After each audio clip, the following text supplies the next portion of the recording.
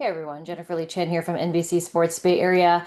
In the wake of Nick Bosa having his ACL injury confirmed, it's time to start looking ahead. And this week there is some good news. Demarcus Robinson will be back on the field. I know he doesn't play the same position, but it is a little bit of reinforcement coming in. The first three games, the defense has really kind of carried the team, carried the wins. They have been the reason why the 49ers are 3-0. The offense has been okay. The run game has not been great. And I think part of that is they're forcing whoever is under center, Brock Purdy, Mac Jones, to throw. So they are loading at the box. They've got two shell defenses. They are making sure that they are not letting the 49ers get past the second level. Christian McCaffrey's been really close to breaking one, but he just hasn't been able to do it yet. So Demarcus Robinson getting back into the mix does help because any more threats that are on the outside. I mean, right now the last week it was just Ricky Pearsall. Kendrick Bourne, yes, but he doesn't have a whole lot of experience in Kyle Shanahan's offense yet, the way it is now, anyways. So as he gets more and more acclimated into it, I believe the more he will be considered a threat. But as of right now, it's just Ricky Pearsall. If you look at the offense and the production, Ricky Pearsall has the most yards, but he has very little yards after catch because they know to cover him. They know the ball is going to him when it is a pass play or Christian McCaffrey in the flat.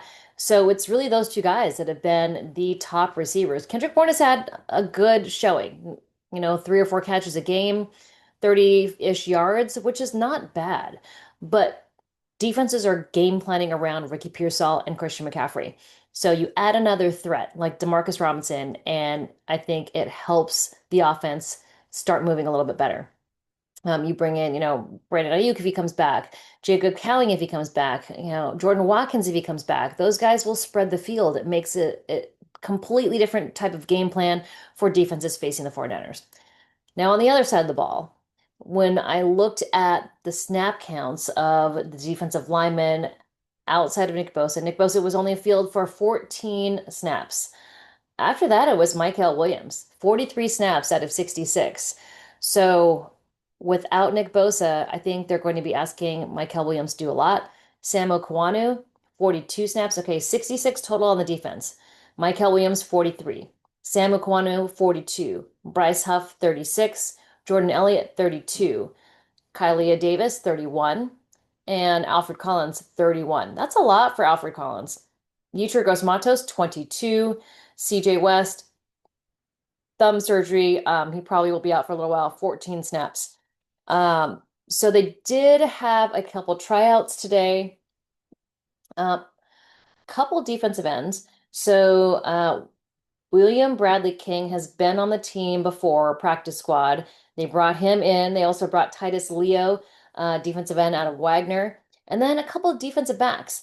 Brandon Joseph out of Notre Dame, Jalen Mahoney, who they know from Vanderbilt, Shiloh Sanders, yes, that's Deion's son from Colorado, and then Isaiah Thomas, linebacker from Oklahoma. So they brought in six guys to try out today, all on the defensive side of the ball.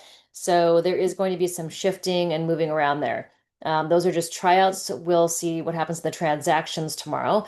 Demarcus Robinson was not activated off the suspended list today. It probably will happen tomorrow, which is Wednesday, and then he'll be able to be out there for practice.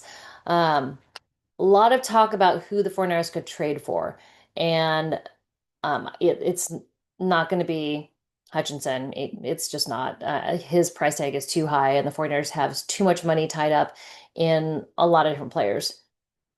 It could be a guy who's on the end of his contract, and obviously one that comes to mind is Trey Hendrickson with the Cincinnati Bengals. And you look at where the Bengals are with Joe Burrow going out for at least 8 to 10 weeks.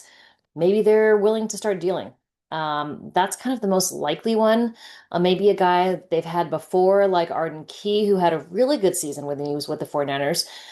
Players like that on the last end of their contract, maybe come in week 5, week 6. I'm sure they're in talks with a number of different players because that's how they operate, trying to plan ahead as much as possible. I think on Sunday, when they welcome in the Jacksonville Jags, I think you're going to see a lot of Michael Williams, a lot of Sam Okwanu, a lot of Bryce Huff. Um, and some Jordan Elliott. Jordan Elliott had a really good camp.